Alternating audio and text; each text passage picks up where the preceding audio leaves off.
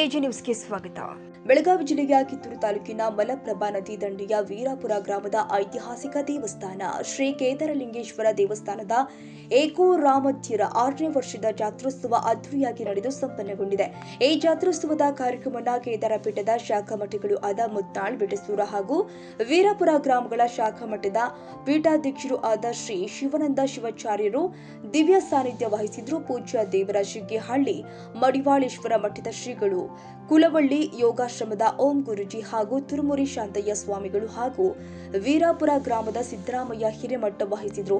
ಮುಖ್ಯ ಅತಿಥಿಗಳಾಗಿ ಮಾಜಿ ಶಾಸಕ ಮಹಂತೇಶ ದೊಡ್ಡಗೌಡರು, ಕಾಂಗ್ರೆಸ್ ಮುಖಂಡರು ಆದ ಶ್ರೀ ಶಂಕರ್ ಹೊಳಿ, ಬಸನಗೌಡ ಸಿದ್ದರಾಮಣಿ, ಕಿತ್ತೂರು ಸಿಪಿಐ ಶಿವಾನಂದ ಗುಡನಗಟ್ಟಿ, ರೈತ ಮುಖಂಡ ಬಸವರಾಜ್ ಮುಕಾಶಿ, ಹಿರಿಯ ಶಿಕ್ಷಕ ಡಾಕ್ಟರ್ ಶೇಖರ್ ಹಲಸಗಿ, ಗ್ರಾಮ ಪಂಚಾಯಿತಿ ಅಧ್ಯಕ್ಷ ಅಲಿಸಾಬಾ ತಳಗಡಿ ಹಾಗೂ ಕೇದಾರಲಿಂಗೇಶ್ವರ ದೇವಸ್ಥಾನದ ಅಧ್ಯಕ್ಷ ಫಕೀರ್ಗೌಡ ಪಾಟೀಲ್, ಹಿರಿಯ ಶಿಕ್ಷಕ ರುದ್ರಗೌಡ ನಂದಿಹಳ್ಳಿ, ಚೆನ್ನಬಸಯ್ಯ ಗುಂಡಕಲ್, ಜಾತ್ರಾ ಕಮಿಟಿ ಉಪಾಧ್ಯಕ್ಷ ಉತ್ತಮ ಅಂಬಡಗಟ್ಟಿ, ಆರಾಧಕರು ಬಸವರಾಜ್ ಹಿರೇಮಠ, ಅಡಿವೆಪ್ಪ ತಳವಾರ ಸೇರಿ ಹಲವಾರು ಗಣ್ಯರ ಸಮ್ಮುಖದಲ್ಲಿ ಈ ಜಾತ್ರೋತ್ಸವ ಉದ್ಘಾಟನೆಗೊಂಡಿದೆ. ಇದೇ ಸಂದರ್ಭದಲ್ಲಿ ರೇಣುಕಾಚಾರ್ಯರ ಜಯಂತಿಯನ್ನ ರೇಣುಕಾಚಾರ್ಯರ ಭಾವಚಿತ್ರಕ್ಕೆ ಪೂಜೆ ಸಲ್ಲಿಸುವ ಮೂಲಕ ಆಚರಣೆ ಮಾಡಲಾಗಿದೆ.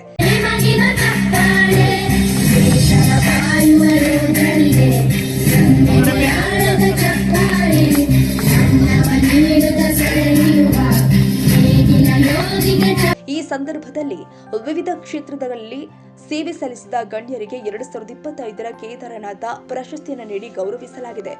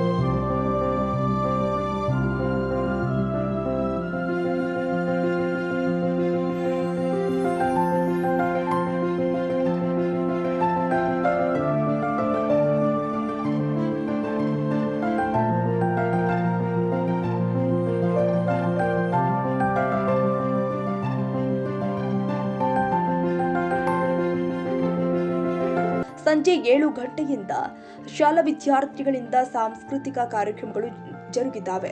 ವಿವಿಧ ಕ್ರೀಡಾ ಸಂಘಗಳ ವಿದ್ಯಾರ್ಥಿಗಳಿಗೆ ಕ್ರೀಡಾ ಪರಿಕರಗಳನ್ನು ಉಚಿತವಾಗಿ ವಿತರಣೆ ಮಾಡಲಾಗಿದೆ. ರಾತ್ರಿ 10 ಗಂಟೆಯಿಂದ ತಡರಾತ್ರಿವರೆಗೂ ರಸಮಂಜರಿ ಕಾರ್ಯಕ್ರಮ ಅದ್ದೂರಿಯಾಗಿ ನಡೆಯಿತು.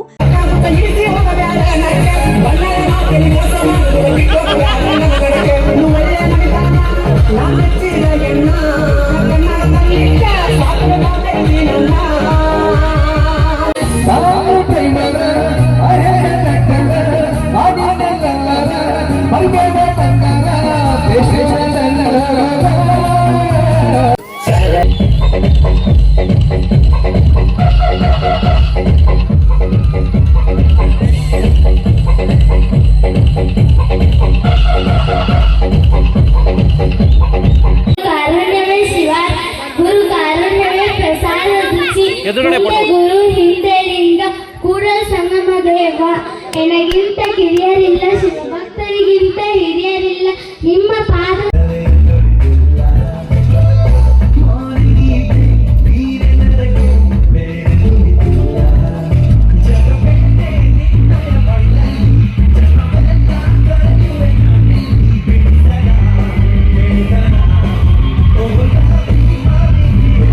ಇದೇ ಸಂದರ್ಭದಲ್ಲಿ ಮಾತನಾಡಿದ ಜಾತ್ರೋತ್ಸವ ಸಮಿತಿ ಅಧ್ಯಕ್ಷರು ಆದ ಪತ್ರಕರ್ತ ಹಾಗೂ ಹೋರಾಟಗಾರ ಬಸವರಾಜ್, ಈ ಜಾತ್ರಾ ವಿಶೇಷತೆ ಬಗ್ಗೆ ಭರ್ಜರಿಯಾಗಿ ಮಾತನಾಡಿದರು. ಇನ್ನೊಂದು ವಿಷಯ ಏನಪ್ಪಾ ಅಂತಂದ್ರೆ, ನಾವು ಎಂಕೆಗಳಿಗೆ ಸರ್ಕಾರಿ ಪದವಿ ಪೂರ್ವ ಕಾಲೇಜ್ ಆಗಬೇಕು ಅಂತ ಹೋರಾಟ ಮಾಡಿದ್ದೆ. ದಯವಿಟ್ಟು ಕೇಳಿಸಲಿ ನಮ್ಮ ವೀರಾಪುರದವರೆಲ್ಲರೂ, ಎಂಕೆಗಳಿಗೆ ಪ್ರಥಮ ಒಂದು ಸರ್ಕಾರಿ ಪದವಿ ಪೂರ್ವ ಕಾಲೇಜು ಡಿಗ್ರಿ ಕಾಲೇಜ್ ಆಗಬೇಕು ಅಂತ ಹೇಳ್ಬಿಟ್ಟು ಹೋರಾಟ ಮಾಡಿದ್ದೆ. ಒಂದು 2 ವರ್ಷ ಮನವಿಯನ್ನು ಕೊಟ್ಟೆ.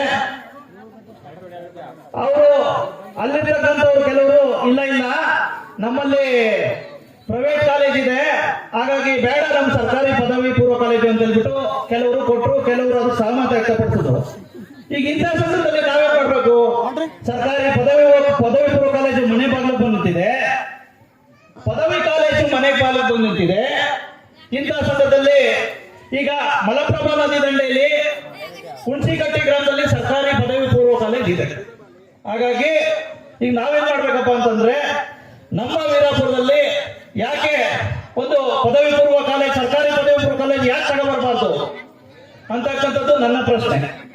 ಹಾಗಾಗಿ ಈ ನಿಟ್ಟಿನಲ್ಲಿ ನಾವು ಮುನ್ನಡೀತಾ ಇದ್ದೀವಿ. ವಿಶೇಷವಾಗಿ ನಮ್ಮಲ್ಲಿರ್ತಕ್ಕಂಥ ವಿದ್ಯಾರ್ಥಿಗಳು ಎಲ್ಲ ಹೋಗ್ತಾರೆ, ಕಿತ್ತೂರ್ಗೆ ಹೋಗ್ತಾರೆ, ಮತ್ತೆ MK ಹುಬ್ಳಿಗೆ ಹೋಗ್ತಾರೆ. ಸಾಕಷ್ಟು ಬಸ್ಸಿನ ಸಮಸ್ಯೆಗಳು, ಸಾಕಷ್ಟು ವಾರಕ್ಕೊಂದೊಂದು ಫೋನ್ ಬರ್ತವೆ, ಸರ್ ಬಸ್ ಬರ್ತಾ ಇಲ್ಲ ಸರ್ ಅಂತ ಹೇಳ್ಬಿಟ್ಟು. ಹಾಗಾಗಿ ನಮ್ಮೂರಿನ ವಿದ್ಯಾರ್ಥಿಗಳು ಇಲ್ಲೇ ಕಲಿಬೇಕು, ನಮ್ಮೂರಿನ ವಿದ್ಯಾರ್ಥಿಗಳು ಬೆಳಿಬೇಕು, ನಮ್ಮೂರಿನ ವಿದ್ಯಾರ್ಥಿಗಳು ಉನ್ನತ ಸ್ಥಾನಕ್ಕೆ ಹೋಗ್ಬೇಕು ಅಂತ ಹೇಳ್ಬಿಟ್ಟು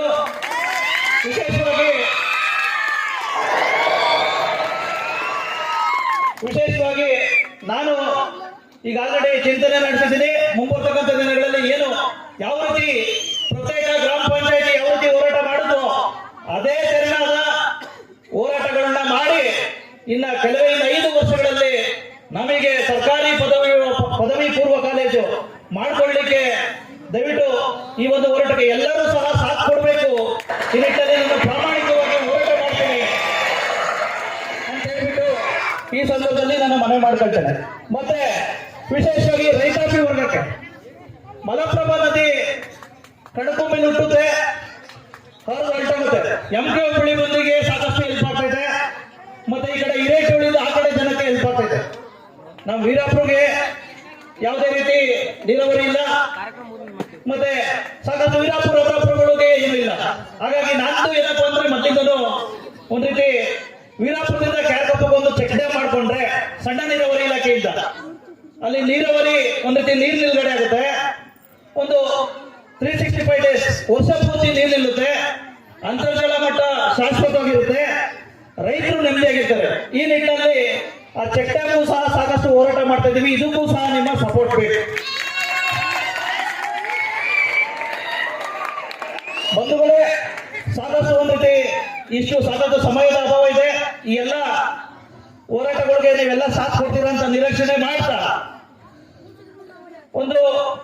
ಈಗ ಒಂದು ಸಣ್ಣ ಪತ್ರಿಕೆ ಇದ್ವಿ. ಈಗ ಒಂದು 7 ಡಿಸ್ಟ್ರಿಕ್ಟ್ ಅಲ್ಲಿ ಸಾಕಷ್ಟು ಪ್ರಭಾವಿಯಾಗಿ ಕೆಲಸ ಮಾಡ್ತಾ ಇದ್ದೀವಿ. ಇದ್ರ ಜೊತೆಗೆ ನಮ್ಮ ಗುಡಿ, ವಿಶೇಷವಾಗಿ ನಮ್ಮ ಕೇದಾರಲಿಂಗೇಶ್ವರ ದೇವಸ್ಥಾನ ಬಗ್ಗೆ ಮಾತಾಡೋದಾದ್ರೆ, ವಿಶೇಷವಾಗಿ ಸಾಕಷ್ಟು ಜನ 2019 ಸಾಕಷ್ಟು ರೀತಿ ಮಾತಾಡಿದ್ರು, ಟೀಕೆ ಟಿಪ್ಪಣಿಗಳು.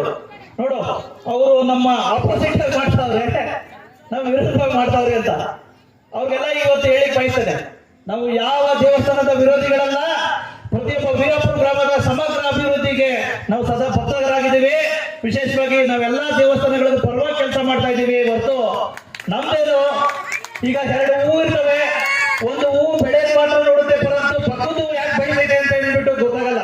ನಮ್ದೇನು ನಾವು ಬೆಳೀತಾ ಇದೀವಿ. ಎಲ್ಲಾ ದೇವರುಗಳಿಗೂ ಸಹ, ಎಲ್ಲಾ ದೇವಸ್ಥಾನಗಳಿಗೂ ಸಹ, ಎಲ್ಲಾ ಮಸೀದಿಗಳಿಗೂ ಸಹ ನಾವು ಸದಾ ಬದ್ಧರಾಗಿದ್ದೀವಿ. ಅದರ ಶ್ರೇಯೋಭಿವೃದ್ಧಿಗೆ ದಯವಿಟ್ಟು ಅನ್ಯಥ ಭಾವಿಸಬಾರದು ಅಂತಕ್ಕಂಥ ಮಾತುಗಳನ್ನು ಹೇಳ್ತಾ, ಸಾಕಷ್ಟು ಗುಡಿ ಇನ್ನ ಬೆಳೆಯಬೇಕಾಗಿದೆ. ಈ ನಿಟ್ಟಿನಲ್ಲಿ ಕಳಸ ಕಟ್ಟಬೇಕಾಗಿದೆ, ಸಾಕಷ್ಟು ಇಲ್ಲಿದ್ದಾವೆ.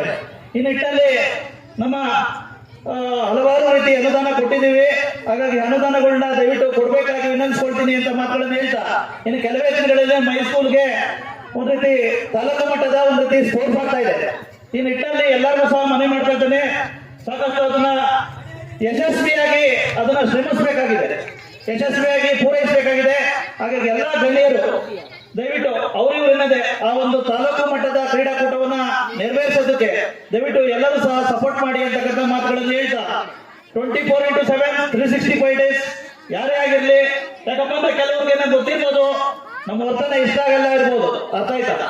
ನಾವ್ ಯಾವತ್ತೂ ಸಹ ಯಾರನ್ನೂ ಸಹ ನಾವು ವಿರೋಧಿಗಳು ಅಂತ ಭಾವಿಸಿಲ್ಲ, ನಾವು ಭಾವಿಸೋದು ಇಲ್ಲ. ಯಾರು ಸಹ ನಮ್ಗೆ ಯಾರು ವಿರೋಧಿಗಳಿಲ್ಲ. ಇವ ನಮ್ಮವ ಕೂಡಲ ಸಂಗಮ ದೇವ ಅಂತಕ್ಕಂಥ ಮಾತುಗಳನ್ನು ಹೇಳ್ತಾ, ವಿಶೇಷವಾಗಿ ನಮ್ಮ ದೇವಸ್ಥಾನದಲ್ಲಿ ಸಾಕಷ್ಟು ಜನ ಚರ್ಚೆ ಮಾಡ್ತಾ ಇರ್ತಾರೆ. ಅವ್ರಿಗೆ ತಾಳಮೇಳ ಇಲ್ಲ, ಇವ್ರಿಗೆ ತಾಳಮೇಳ ಇಲ್ಲ ಅಂತ.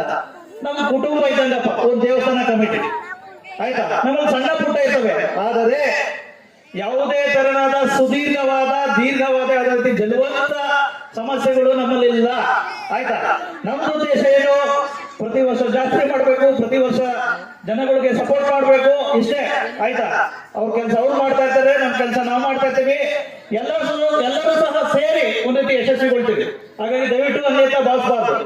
ನಮ್ಮ ಬಸವರಾಜ ಸ್ವಾಮಿಗಳು ಪಾಪ ಅವ್ರ ಕೆಲಸ ಅವ್ರು ಮಾಡ್ತಾ ಇರ್ತಾರೆ, ಆಯ್ತಾ. ನಮ್ಮ ಕೆಲಸ ನಾವು ಮಾಡ್ತಾ ಇರ್ತೀವಿ. ಹಾಗಾಗಿ ದಯವಿಟ್ಟು ಯಾರು ಸಹ ಅನ್ಯತಾ ಭಾವಿಸಕ್ ಹೋಗಬೇಡಿ. ನಮ್ಮ ಬಗ್ಗೆ ಸಹ ಅಷ್ಟೇ 108 ಜನ ಹೇಳ್ತಾರೆ, ಆಯ್ತಾ. ಯಾಕಪ್ಪ ಅಂತಂದ್ರೆ ಪ್ರೀತಿ ವಿಶ್ವಾಸ ಯಾರು ನಿಮ್ಗೆ ಬಿತ್ತರೋ ಅಂತವ್ರ ಜೊತೆ ನೀವು ಇದ್ ಮಾಡಿ, ಕೆಟ್ಟ ಶಬ್ದಗಳನ್ನ ಕೇಳಬೇಡಿ ಅಂತಕ್ಕಂಥ ಮಾತುಗಳನ್ನ ಹೇಳ್ತಾ ಮುಂಬರ್ತಕ್ಕಂಥ ದಿನಗಳಲ್ಲಿ ಇನ್ನೂ ಹೆಚ್ಚಿನದಾಗಿ ಕೆಲಸ ಮಾಡೋಣ ಅಂತಕ್ಕಂಥ ಮಾತುಗಳನ್ನ ಹೇಳ್ತಾ, ನಿಮ್ಗೆಲ್ಲರಿಗೂ ಸಹ ಏನಾದ್ರೂ ನನ್ನಿಂದ ತಪ್ಪಾಗಿದ್ರೆ, ಯಾಕಪ್ಪ ಅಂತಂದ್ರೆ ತಪ್ಪು ಗುಪ್ಪುಗಳು ಸಹಜ. ಯಾಕಪ್ಪ ಅಂತಂದ್ರೆ ಒಬ್ನೇ ಈ ಬಾರಿ ಬರೀ 10 ದಿವಸ ಇತ್ತು, 10 ದಿವಸದಲ್ಲಿ 3 ದಿವಸ ರಜೆ ಬಂತು, 7 ದಿವಸಗಳಲ್ಲಿ ಈ ಕಾರ್ಯಕ್ರಮ ಆಯೋಜನೆ ಮಾಡಿರ್ತಕ್ಕಂಥದ್ದು, ಆಯ್ತಾ.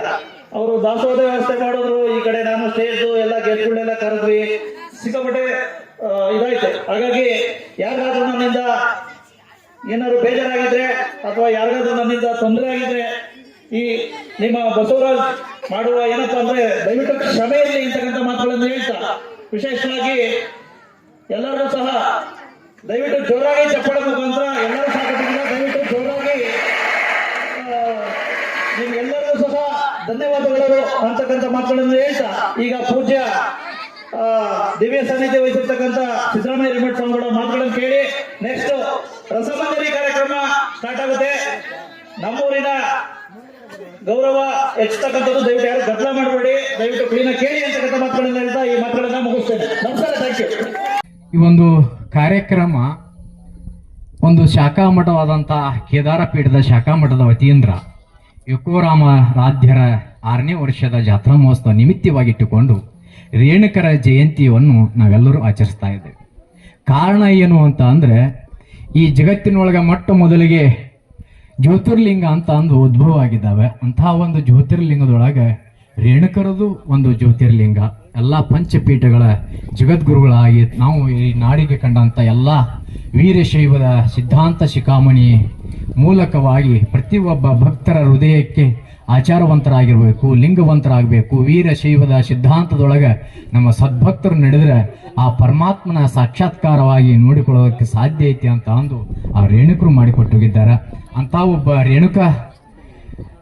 ರೇಣುಕಾರ ಅವರ ಜಯಂತಿಯನ್ನು ಇಡೀ ನಮ್ಮ ರಾಜ್ಯ ಕರ್ನಾಟಕದ ಸರ್ಕಾರದ ವತಿಯಿಂದ ಪ್ರತಿಯೊಂದು ಆಫೀಸಿನೊಳಗೂ ಪ್ರತಿಯೊಂದು ಗ್ರಾಮದೊಳಗೂ ರೇಣುಕರ ಜಯಂತಿ ಆಗಬೇಕು. ಕಾರಣ ಏನು ಅಂತ ಅಂದ್ರೆ, ನಮ್ಮ ರೇಣುಕರಿಂದ ವೀರಶೈವ ಸಿದ್ಧಾಂತಕ್ಕೆ, ವೀರಶೈವ ಧರ್ಮಕ್ಕೆ ಒಂದು ಬೆಲೆಯನ್ನು ತಂದು ಕೊಟ್ಟಾರ. ಅಂತ ಮಹಾತ್ಮರ ನೆನೆಯುವುದು ನಾವೆಲ್ಲರೂ ಅವಶ್ಯವಾಗೈತಿ ಈಗಿನ ದಿನಮಾನದಾಗೆ. ಅದಕ್ಕೆ ಹೇಳ್ತಾರೆ, ಮಹಾತ್ಮರ ನೆನೆಯುವುದೇ ಘನಮುಕ್ತಿ ಪದಂ ಅಂತಾರೆ. ಮುಕ್ತಿ ಯಾವಾಗ ಸಿಗ್ತೈತಿ ಅಂತ ಅಂದ್ರೆ, ನಾವು ಯಾವಾಗ ಮಹಾತ್ಮರನ್ನು 30 ಜನರಿಗೆ ಸೇವಾರತ್ನ ಪ್ರಶಸ್ತಿಯನ್ನು ನೀಡಿದರು. ಪ್ರತಿ ವರ್ಷ ಇದೇ ರೀತಿಯಾಗಿ ಪ್ರಶಸ್ತಿಯನ್ನು ನೀಡಿಕೊಂಡು ಬರ್ತಾ ಇದ್ದಾರೆ. ನಮಗೆ ಕೆಲವೊಂದಿಷ್ಟು ಜನ ಗೊತ್ತಿರ್ತಾರೆ, ಇವರು ಸಾಧಕರು, ಒಳ್ಳೆ ಸಾಧನೆಯನ್ನು ಮಾಡ್ತಾ ಇದ್ದಾರೆ, ಸಮಾಜದೊಳಗೆ ಒಳ್ಳೆ ಸೇವೆಯನ್ನು ಸಲ್ಲಿಸ್ತಾ ಇದ್ದಾರೆ. ನಮ್ಮ ಕೊದಾಂಪುರದ ಗ್ರಾಮ ಪಂಚಾಯಿತಿ ಅಭಿವೃದ್ಧಿ ಅಧಿಕಾರಿಗಳಾಗಿರ್ತಕ್ಕಂಥವ್ರು ನನಗೆ ಗೊತ್ತು. ಸಾಕಷ್ಟು ಸೇವೆಯನ್ನು ಆಧ್ಯಾತ್ಮಿಕ ಕ್ಷೇತ್ರದಲ್ಲಿ ತಾವು ಸಲ್ಲಿಸಿಕೊಂಡು ಬಂದಿರತಕ್ಕಂಥದ್ದು.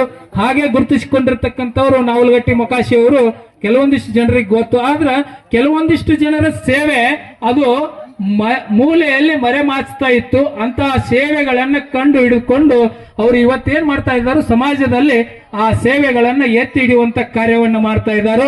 ಹೀಗಾಗಿ ಈ ಕಿತ್ತೂರು ತಾಲೂಕಿನೊಳಗೆ ಇರುವಂತಹ ಈ ಯಾವ ವೀರಾಪುರ ಗ್ರಾಮ ಕಿತ್ತೂರು ತಾಲೂಕಿನೊಳಗೆ ಎಲ್ಲದ ಅನ್ನತಕ್ಕಂಥದ್ದು ಇದು ಕರ್ನಾಟಕದಾದ್ಯಂತ ಹೆಸರುವಾಸಿಯಾಗಿರ್ತಕ್ಕಂಥದ್ದು.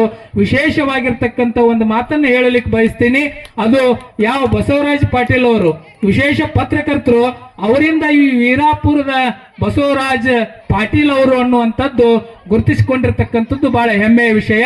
ಯಾಕಂತಂದ್ರ ಇದು ಐತಿಹಾಸಿಕ ಗ್ರಾಮ ಅನ್ನತಕ್ಕಂಥದ್ದು ಅದು ಎಲ್ರಿಗೂ ಗೊತ್ತಿರಲಿಲ್ಲ. ವೀರಾಪುರ ಗ್ರಾಮ ಐತಿಹಾಸಿಕ ಗ್ರಾಮ ಅಂತಕ್ಕಂಥದ್ದನ್ನ ಗುರುತಿಸಿಕೊಂಡಿರ್ತಕ್ಕಂಥದ್ದು ಈ ಕೇದಾರನಾಥ ಈ ಸೇವಾರತ್ನ ಪ್ರಶಸ್ತಿಯಿಂದ ಅಂತಕ್ಕಂಥ ಮಾತನ್ನ ಬಹಳ ಹೆಮ್ಮೆಯಿಂದ ಹೇಳ್ಬೇಕಾಗ್ತದೆ. ಆದ್ರೂ ಕೂಡ ಇಲ್ಲಿ ಏನದ ಅಂತ ಕೇಳಿದ್ರ ನಾವೆಲ್ಲ ಏನ್ ಮಾಡ್ತಾ ಇದ್ದೇವೆ ಅಂತ ಅಂದ್ರ ನಮ್ಮ ಜೀವನದೊಳಗೆ ಅವರ ಒಂದು ಆಶೀರ್ವಾದ, ಅವರು ಮನಪೂರ್ವಕವಾಗಿ ಊರಿಗೆ ಬಂದ ಆಶೀರ್ವಾದ ಮಾಡಿ ಇದನ್ನೆಲ್ಲ ಬೆಳ್ಕೋತ ಹೋಗ್ಲಿ ಅಂತ ಆಶೀರ್ವದಿಸಿರ್ತಕ್ಕಂಥ ಪೂಜ್ಯರಿಗೆ ಮತ್ತೊಮ್ಮೆ ನಮನಗಳನ್ನು ನಾನು ಸಮರ್ಪಿಸಿ ಈ ಒಂದು ಸಂದರ್ಭದೊಳಗೆ ಇನ್ನು ಸಂಜೆ 5 ಗಂಟೆಗೆಲ್ಲ ಕಾರ್ಯಕ್ರಮ ಇದೆ. 6 ಗಂಟೆ ಮಟ ನಾವು ಮಾತಾಡ್ತೇವೆ. ಇನ್ನು ಡ್ಯಾನ್ಸರ್ ಬರೋ ಮಟ ನಾವು ಮಾತಾಡ್ತೇವೆ. ಯಾಕಂತಂದ್ರೆ ಇನ್ನು ಕಾರ್ಯಕ್ರಮ ಸಾಯಂಕಾಲ 5 6 ಗಂಟೆ. ಮತ್ತು ಈಗಾಗಲೇ ಹೊತ್ತಾಗೈತೆ. ನೀವು ಅಷ್ಟು ಎದ್ದು ಹೋಗ್ಬೇಕಾರೆ ಖಾಲಿ ಕುರ್ಚಿ ಅಟ್ಟ ಕಾಣ್ಬೇಕು. ನಾವು ಮಾತಾಡ್ಬೇಕಾದ್ರೆ ನೀವು ಅಷ್ಟು ಮಂದಿ ಎದ್ದ ಹೋಗ್ಬೇಕು. ಅನ್ನುವರೆಗೆ ನಾವು ಸಾಟ್ಲಿ ಬಿಡೋದಿಲ್ಲ. ಒಮ್ಮೆ ಅಲ್ಲಿಗೆ ಮತ್ತ ನಾಲಿಗೆ ಜಗಳ ಐತಿತ್ತು. ಯಾರ್ಯಾರಿಗೆ ಅಲ್ಲಿಗೆ ನಾಲಿಗೆ ಜಗಳ ಐತಿತ್ತಂತ. ಹಲ್ಲು 32 ಮಂದಿ ಹೇಳ್ತೈತಂತ. ಏನಂತ? ನಾಲಿಗೆ ಭಾಳ ಮಾತಾಡಕ್ ಹೋಗ್ಬೇಡಿ. ನಾವು ಎಷ್ಟು ಮಂದಿ ಇದಾವು? 32 ಮಂದಿ ಇದಾವ.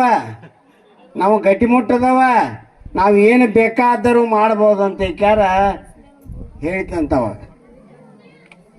ಅವಾಗ ನಾಲಿಗೆ ಹೇಳ್ತಂತ, ನೀವು 32 ಮಂದಿ ಬೇಕಾದಷ್ಟು ಗಟ್ಟಿರ್ಬೋದು.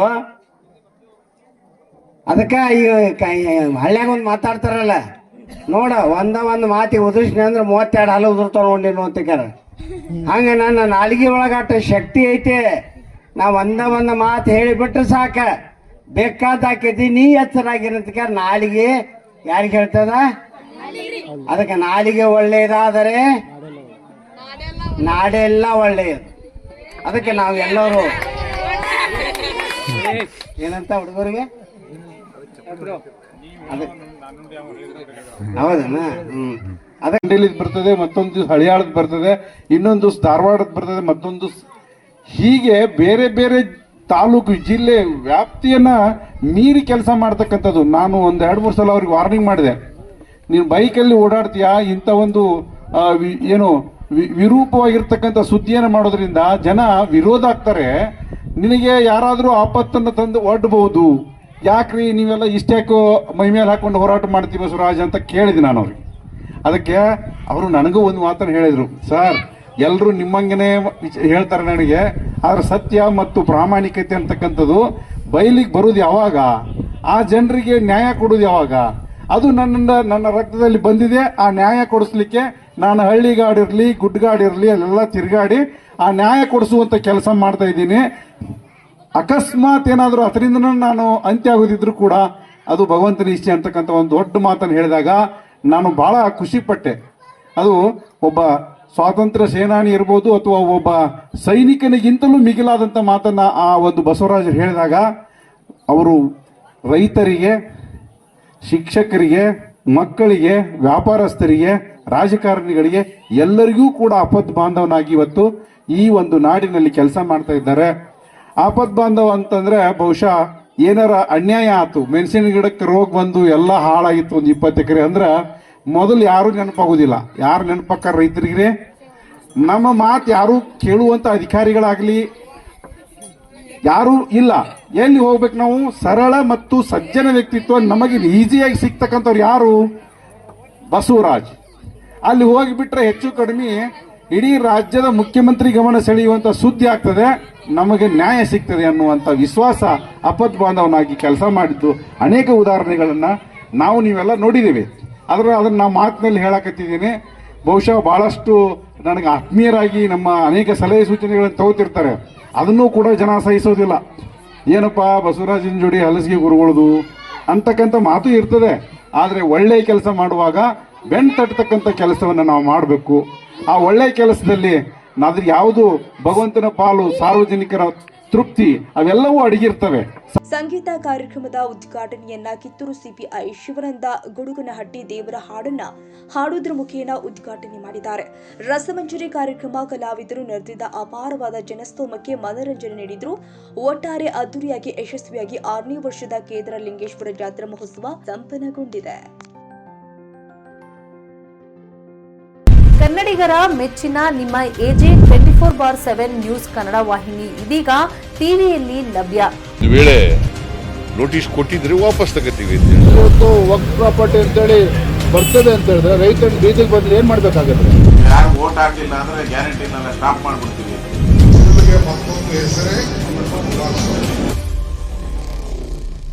ಕರ್ನಾಟಕ ಮತ್ತು ದೇಶ ವಿದೇಶ 360 ಡಿಗ್ರಿ ಸುದ್ದಿ ಹಾಗೂ ಉತ್ತರ ಕರ್ನಾಟಕ ಬೆಳಗಾವಿ, ಬಾಗಲಕೋಟೆ, ಧಾರವಾಡ, ಹಾವೇರಿ, ಗದಗ, ಬಿಜಾಪುರ ಜಿಲ್ಲೆಯ ಕ್ಷಣ ಕ್ಷಣದ ವಿವರವನ್ನ ಪಡೆಯುವುದಕ್ಕೆ ಎಜೆ 24/7 ನ್ಯೂಸ್ ಕನ್ನಡ ವಾಹಿನಿಯನ್ನ ಲೈಕ್ ಮಾಡಿ, ವಿಡಿಯೋಗಳನ್ನ ಶೇರ್ ಮಾಡಿ, ಕಮೆಂಟ್ ಮಾಡುವ ಮೂಲಕ ನಮ್ಮ ವಾಹಿನಿಗೆ ಸಹಕಾರ ನೀಡಿ ಮತ್ತು ಚಾನೆಲ್ ಅನ್ನ ಸಬ್ಸ್ಕ್ರೈಬ್ ಮಾಡಿ.